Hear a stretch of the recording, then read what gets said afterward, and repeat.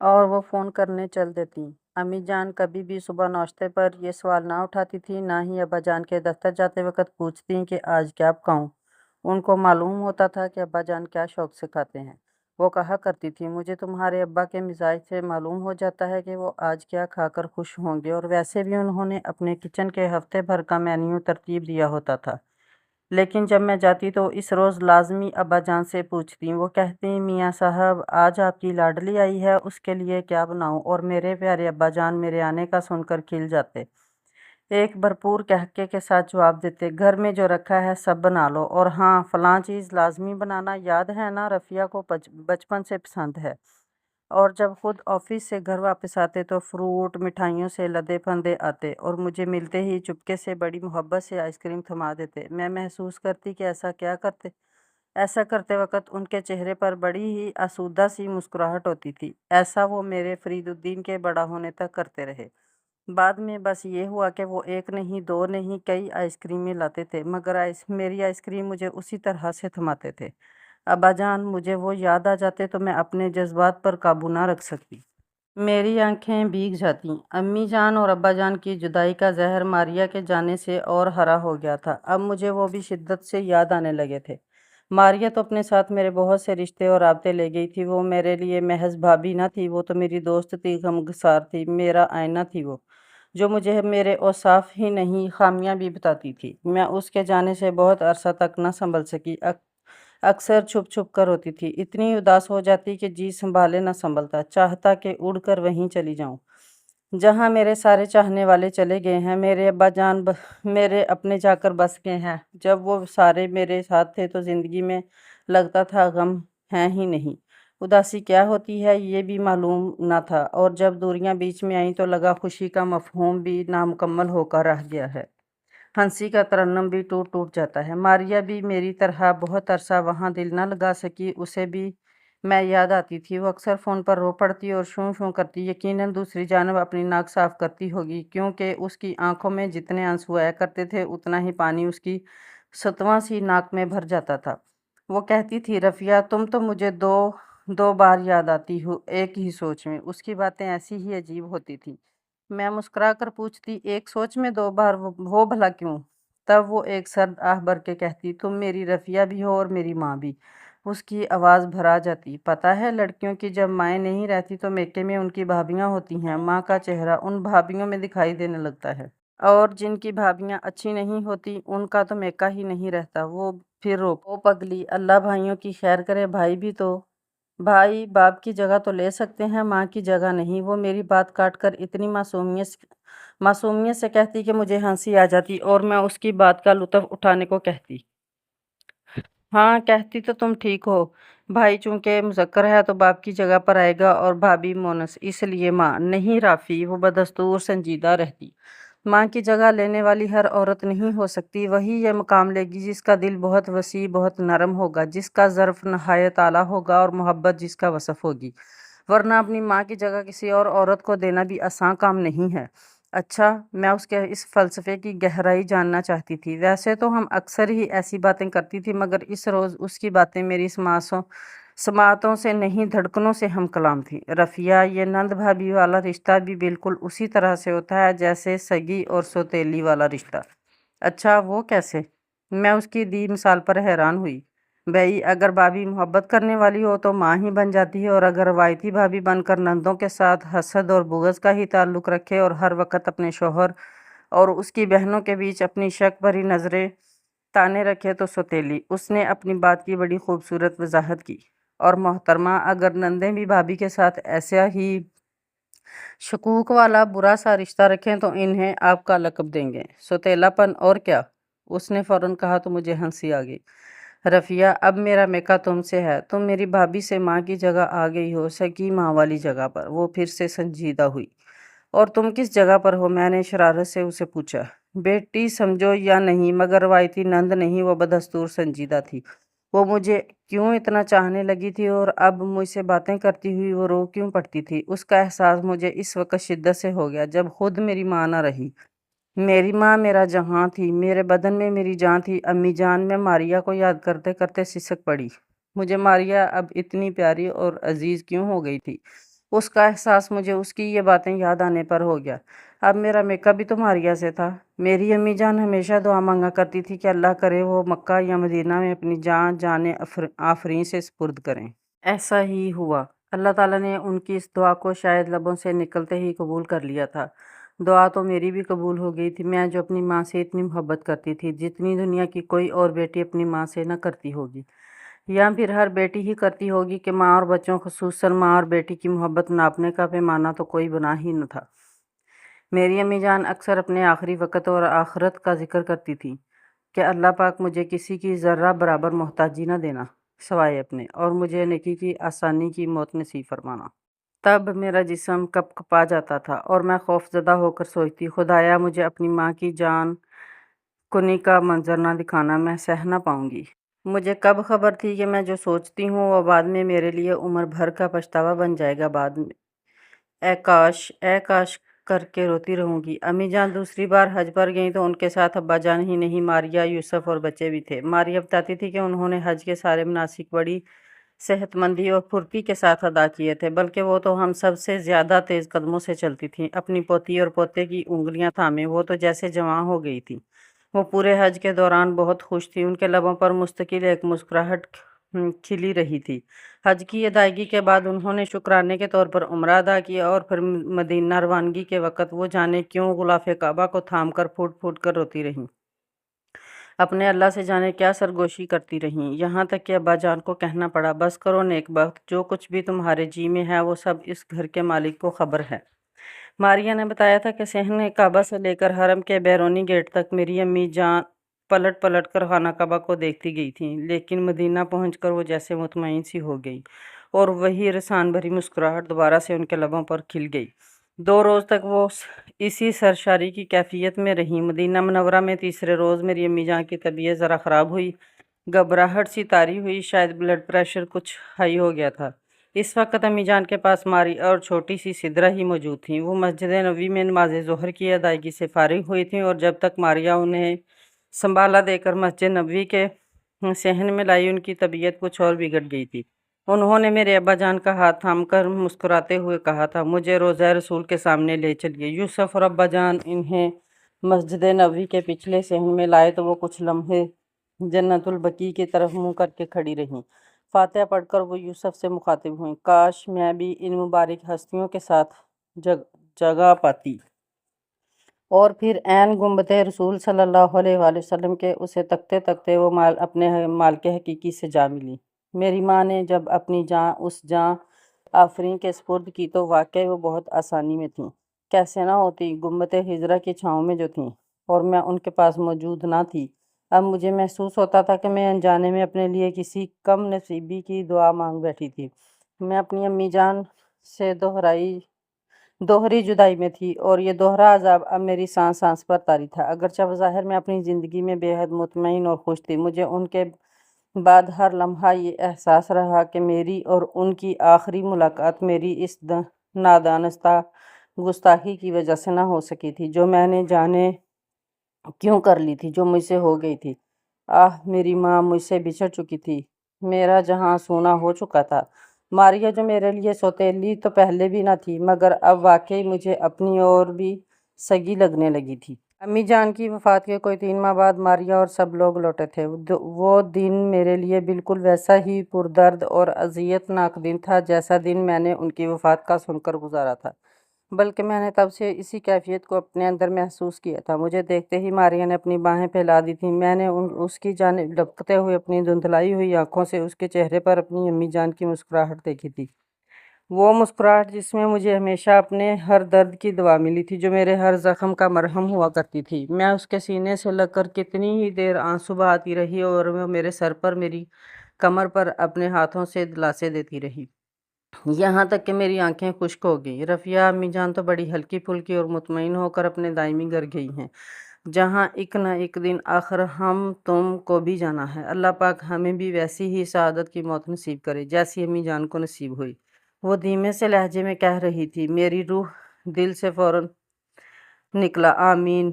رفیہ تم اداس نہ ہو، تم تنہا نہیں ہو، میں ہوں نا۔ تھوڑی ہی دیر کے بعد وہ مجھے تفصیل سے امی جان کی باتیں بتا رہی تھی۔ امی جان نے تو بس خاموشی سے اپنا ہاتھ میرے سر پر رکھ دیا تھا۔ اس وقت وہ کچھ بھی نہ بولے تھے، یا پھر مجھے دیکھ کر ان کا گلا روند گیا تھا اور الفاظ نمک کے گولے بن کر ان کے حلق میں پھنس گئے تھے۔ وہ ان 3 مہینوں میں بہت کمزور ہو گئے تھے۔ میں محسوس کر رہی تھی امی جان کی جدائی کا دکھ اندر ہی اندر انہیں گھلا رہا تھا۔ میرے والدین نے بہت ہی مثالی جوڑے والی زندگی گزاری تھی۔ ایسے میں دونوں میں سے کسی ایک کا بھی بچھڑ جانا دوسرے کے لیے کتنا بڑا صدمہ ہوتا ہے، یہ وہی لوگ جانتے ہیں جو اس سے دوچار ہوتے ہیں۔ میرے ابا جان بھی میری امی کے بغیر ادھورے سے ہو کر رہ گئے تھے۔ وہ بہت اداس رہنے لگے تھے، بہت کھوئے کھوئے سے۔ یہ لوگ پاکستان زیادہ دنوں کے لیے نہ آئے تھے، صرف 2 ہفتے کے لیے۔ ان 2 ہفتوں میں ابا جان کو میں نے چند بار ہی ہنستے بولتے دیکھا، وہ بھی بچوں کے ساتھ۔ وہ میرے معین الدین کو دیکھ کر ذرا خوش ہو جاتے تھے، اٹھا کر پیار کرتے اور مجھے کہتے، رفیہ اس کی تربیت بہت اچھی کرنا، تربیت میں کمی نہ رکھنا، تربیت سے ہی بچے کی ذہنی نشوونما ہوتی ہے۔ اور میں سعادت مندی سے کہتی، جی ابا جان، میں نے محسوس کیا تھا اب ابا جان زیادہ دیر اپنے کمرے میں ہی لیٹے رہتے تھے، بہت کم کھاتے اور بہت کم کسی سے ملتے تھے۔ میں ان کی اس حالت پر اندر ہی اندر بہت کڑ رہی تھی۔ مجھ سے ان کی تنہائی اور یہ اداسی دیکھی نہ جا رہی تھی، لیکن میں کیا کرتی؟ اس معاملے میں میں بے حد بے بس تھی۔ یہ دکھ میرے بٹانے سے بھی کم نہ ہونے والا تھا۔ میں خود بھی تو اسی درد سے دوچار تھی، مگر میری تنہائی کو تو ماریا کے آ جانے سے کچھ چارہ مل گیا تھا۔ جتنے روز وہ لوگ وہاں رہنے کے لیے آئے تھے، فرید الدین اور میں بھی ادھر ہی آ گئے تھے۔ فرید کا کہنا تھا کہ وہ چند روز کے لیے تو آئے ہیں، ہمیں یہ وقت زیادہ سے زیادہ اکٹھے گزارنا چاہیے۔ میں دیکھ رہی تھی کہ فرید میرے ابا جان کو بہت وقت دیتے تھے، دفتر سے آ کر ان کے پاس بیٹھ جاتے، ساتھ کھانا کھاتے، چائے پیتے اور مختلف موضوعات پر ہلکی پھلکی گفتگو کر کے ان کا دھیان بٹانے کی کوشش کرتے رہتے۔ یہ دیکھ کر مجھے بہت خوشی ہوتی اور دلی اطمینان بھی کہ وہ ایک محبت کرنے والے شوہر ہی نہیں، سعادت مند اور دوست صفت داماد بھی ہیں۔ جس طرح سے بہو بیٹی ہوتی ہے، اسی طرح داماد بھی تو بیٹا ہوتا ہے۔ دونوں کو ہی اپنے والدین کی طرح اپنے سسرال کی بھی عزت کرنی چاہیے۔ فرید ایک بے حد خیال رکھنے والے داماد تھے، غم گسار اور دل جوئی کرنے والے۔ وقت سے تیز رفتار شاید کوئی بھی اور چیز نہیں۔ 2 ہفتے گزر گئے اور پتہ بھی نہ چلا۔ ان لوگوں کے جانے سے ایک روز قبل رات کے کھانے کے بعد ابا جان نے ہم سب کو اپنے کمرے میں بلایا۔ وہ کچھ کاغذات لیے بیٹھے تھے۔ آؤ فرید بیٹا، تم ادھر آ جاؤ میرے پاس۔ انہوں نے فرید کو اپنے قریب بٹھا لیا۔ اور یوسف تم بھی۔ انہوں نے یوسف کو بھی بلا لیا۔ وہ سنجیدہ ہونے کے باوجود مسکرا رہے تھے، جیسے وہ بہت مطمئن ہوں۔ یوسف بیٹا، میری دولت جائیداد جتنی بھی ہے سب تمہارے سامنے ہے، سارے حسابات تم جانتے ہو، بلکہ اب تو انتظامات تک تمہارے ہاتھ میں ہیں۔ انہوں نے بات شروع کی تو میں جان گئی ابا جان نے ہم سب کو کس مقصد کے لیے وہاں بلایا ہے۔ آج میں اپنے فرائض سے پوری طرح سبکدوش ہونا چاہتا ہوں۔ وہ یوسف کا ہاتھ اپنے ہاتھ میں لیتے ہوئے پیار سے بولے، یہ تو مجھے بتانے یا سمجھانے کی تم میں سے کسی کو بھی ضرورت نہیں ہے کہ اسلام نے وراثت کو خاندان میں محدود رکھا ہے اور افراد خانہ کے درجہ بدرجہ حقوق مقرر کر دیے ہیں۔ اب وہ ہم سب سے مخاطب تھے۔ اس سلسلے میں سب سے پہلا حق اولاد کا ہے، بیٹے ہوں یا بیٹیاں۔ انہوں نے ایک میٹھی سی نگاہ مجھ پر ڈالی۔ ارشاد خداوندی ہے کہ انہوں نے سورۃ النساء کی 11ویں آیت کو تلاوت کی۔ اللہ تعالیٰ اولاد کے معاملے میں تمہیں ہدایت فرماتا ہے کہ ایک مرد کا حصہ 2 عورتوں کے برابر ہے۔ پھر انہوں نے اشارے سے مجھے بھی اپنے قریب بلا لیا اور میرے سر پر دستِ شفقت رکھتے ہوئے گویا ہوئے، اب میرا ایک بیٹا اور ایک بیٹی ہے، تو میری وراثت بھلا کس طرح سے ہوگی؟ وہ یوسف سے پوچھ رہے تھے، جس پر یوسف نے بڑی سعادت مندی سے سر جھکا کر ابا جان کو جواب دیا، ابا جان، خدا آپ کو سلامت رکھے، سب آپ کا ہے، ہمیں تو بس آپ کی سلامتی اور دعائیں چاہیے۔ یہ تم نے کیا بے وقوفوں والا جواب دیا ہے؟ ابا جان نے پیار سے ایک چپت یوسف کے سر پر لگائی۔ جن معاملات میں اللہ اور اس کے رسول صلی اللہ علیہ وآلہ وسلم کے احکامات موجود ہیں، وہاں کسی بھی مسلمان کی ذاتی مرضی کی کچھ گنجائش نہیں رکھی گئی۔ وہ ہم سب کو سنجیدگی سے دیکھتے ہوئے بولے، وراثت ویسے بھی ہمارے معاشرے کا بڑا حساس معاملہ ہے، جس پر اکثر لوگ دینی احکامات سے صرف نظر کر جاتے ہیں، جس سے معاشرے میں مرد و زن کے مابین انصاف ناپید اور اختلافات لازم ہو جاتے ہیں۔ اس کی غلط تقسیم چونکہ اللہ اور اس کے رسول صلی اللہ علیہ وآلہ وسلم کے احکامات سے متصادم ہے، اس لیے اس کے نقصانات ہی منظر عام پر آتے ہیں۔ مثلاً اولاد والدین سے اور بہن بھائی آپس میں برے بن جاتے ہیں، بلکہ جدا ہو جاتے ہیں۔ وہ ذرا سا ٹھہرے، ہم سب کی طرف توجہ طلب نظروں سے دیکھا اور پھر گویا ہوئے، میرے بچوں یاد رکھنا کہ اب تم بھی والدین ہو۔ والدین اگر اپنی وراثت کو ٹھیک اسلام کے مطابق نہ کریں تو وہ اپنی اولاد کو اپنے ہی ہاتھوں توڑ جاتے ہیں۔ بھائی اور بہن کے بیچ یا پھر کسی ایک بھی بیٹے یا بیٹی کو باقیوں سے زیادہ دے کر ان میں نفرت اور پھوٹ کی بنیاد ڈال جاتے ہیں۔ اکثر اپنی بیٹیوں کو وراثت کا حق دیتے ہی نہیں۔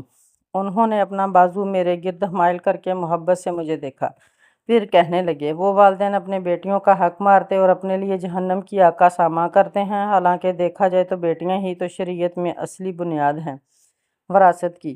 اکثر قرآن کے اسلوب کو محسوس کیا جائے تو یہ اصول واضح ہو جاتا ہے کہ مرد کو وراثت میں ملنے والا 2 گنا حصہ دراصل عورت ہی کی وجہ سے تو ہے۔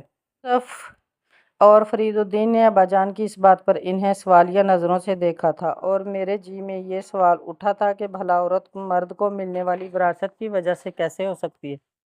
ابا جان کے چہرے پر پھیلی ہوئی نرم سی مسکراہٹ کچھ اور گہری ہوگی، وہ ہم سب کا سوال سمجھ گئے تھے، بتانے لگے، پہلے یہ بات اچھی طرح سے سمجھ لینی چاہیے کہ مرد کو وراثت میں آخر عورت سے 2 گنا حصہ کیوں ملتا ہے، تاکہ اس شک کا ازالہ ہو سکے کہ اسلام بھی شاید عورت کو وراثت میں مرد سے کم حصہ دے کر اس کے ساتھ کوئی زیادتی کرتا ہے۔ وہ بڑے رسان سے بولتے ہوئے ہمیں سمجھا رہے تھے اور ہم سب بڑی دلچسپی سے سن رہے تھے۔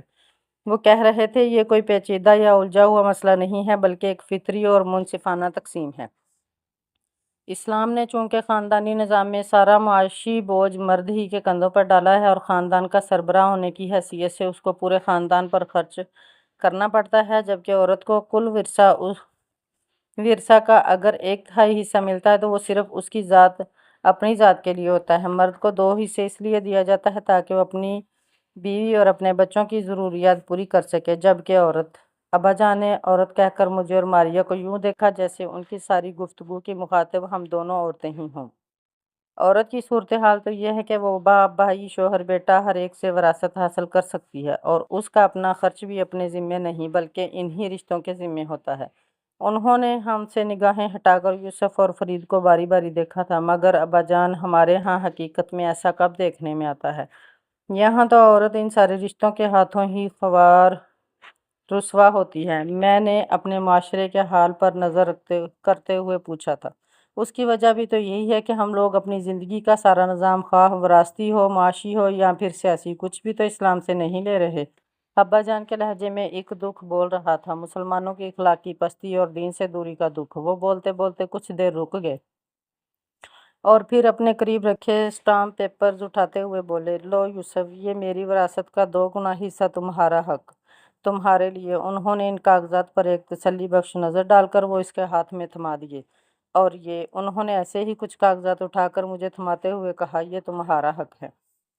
میں نے کانپتے ہوئے ہاتھوں سے وہ کاغذات ابا جان سے لے لیے۔ اس وقت اگرچہ وہ کاغذات لیتے ہوئے مجھے خوشی تو ہرگز نہ تھی، اور دل میں یہی لگ رہا تھا کہ میرے پاس تو سب کچھ ہے، پھر میں اپنے بھائی کو یہ دے دوں تو اس کے اور میرے بھتیجے بھتیجی کے کام ہی آئے گا۔ مگر بعد میں نے اپنا یہ خیال یہ سوچ کر ذہن سے جھٹک دیا کہ یہ حق کی یہ حصہ میرے اللہ اور رسول صلی اللہ علیہ وآلہ وسلم نے میرے لیے وقف کر دیا تھا، جسے میرے باپ نے بخوشی مجھے تحفہ کیا ہے۔ یہ نعمت مجھے ٹھکرانی نہیں چاہیے۔ اور پھر یہ بھی تو تھا کہ میری جیسی بہنیں ہی اپنا حق بھائیوں کو دے دے کر معاشرے کو ایسے بھائی دیتی ہیں جو پھر اسی وراثت کے ہڑپ کرنے کے لیے بےتاب رہتے ہیں، یہاں تک کہ بہنوں ہی کے خون کے درپے ہو جاتے ہیں۔ تم دونوں بہن بھائیوں کو مجھ سے کوئی گلہ، کوئی شکایت تو نہیں؟ ابا جان نے ہم دونوں بہن بھائیوں کے سر پر اپنے ہاتھ رکھے۔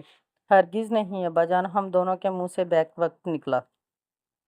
جیتے رہو، آپس میں پیار محبت سے جڑے رہو۔ انہوں نے ہم دونوں کے ہاتھ تھام کے ایک دوسرے کے ہاتھوں میں دے دیے۔ یوسف، تم اپنی بہن کا، اور عافیہ، تم اپنے بھائی کا خیال رکھنا، ایک دوسرے کی اولادوں کو اپنی اولادوں جیسا جاننا، دونوں ایک دوسرے کے دکھ سکھ کے سانجھی رہنا۔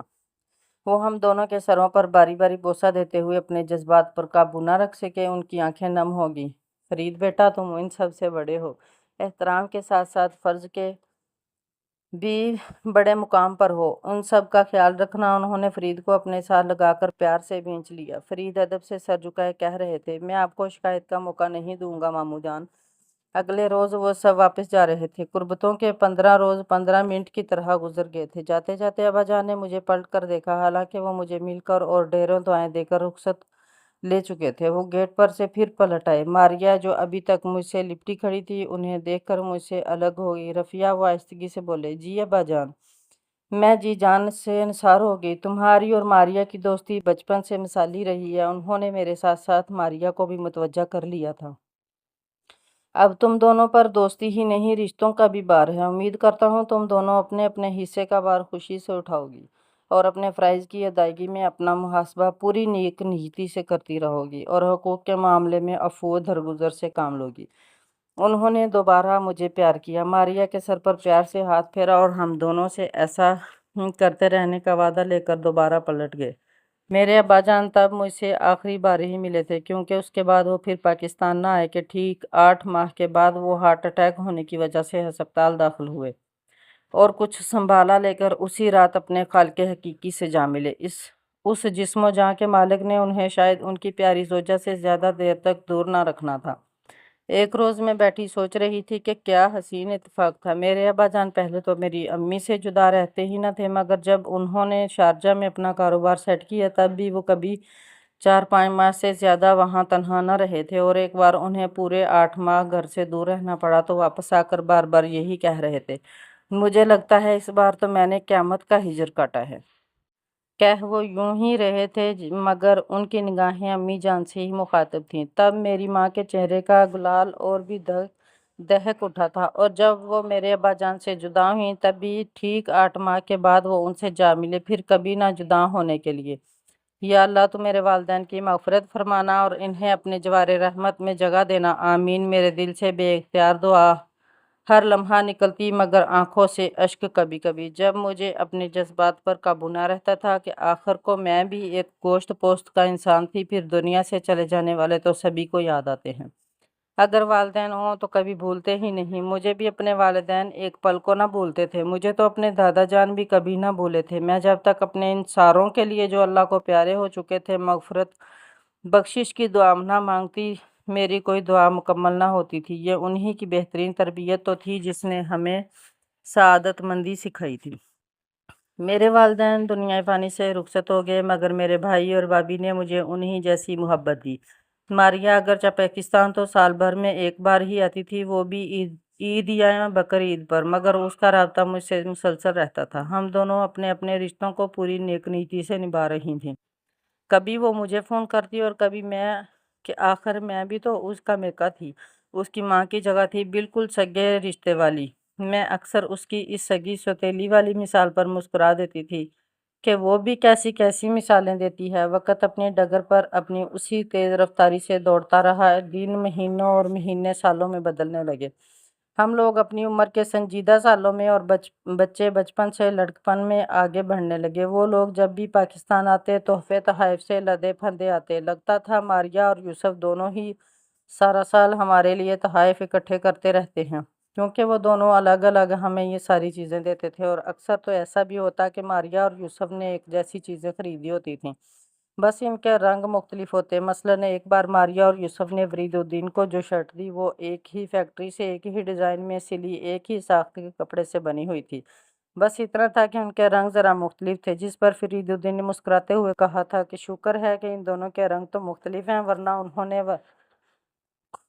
ورنہ پر ایسی معصوم شکل بنائی کہ سب ہنس پڑے۔ اللہ کا کرم یہ تھا کہ ہمارے بچوں کے درمیان بھی محبت اور دوستی اسی طرح سے تھی جس طرح ہمارے درمیان تھی، اگرچہ کچھ تبدیلیاں آ رہی تھیں تو وہ تھیں ان لوگوں کے لائف سٹائل میں۔ یہ بات میں ہی نہیں، فرید الدین بھی شدت سے محسوس کر رہے تھے کہ جیسے جیسے یوسف کا کاروبار پھل پھول رہا تھا، ان لوگوں کے رہن سہن اور پہننے اوڑھنے میں جدت اور دولت کی جھلک آتی جا رہی تھی۔ ماریہ کا ہاتھ بھی کچھ فضول خرچی کی طرف مائل ہونے لگا تھا۔ اچھا پہننے اوڑھنے کی تو وہ پہلے ہی شوقین تھی، اب لاہور آ کر اس کا اور 10-12 سالہ سدرا کا بہت سا وقت شاپنگ کی نظر ہونے لگا تھا۔ کبھی کبھار میں اشارتاً ان دونوں کو سمجھاتی، مگر وہ ہنس کر ٹال جاتی۔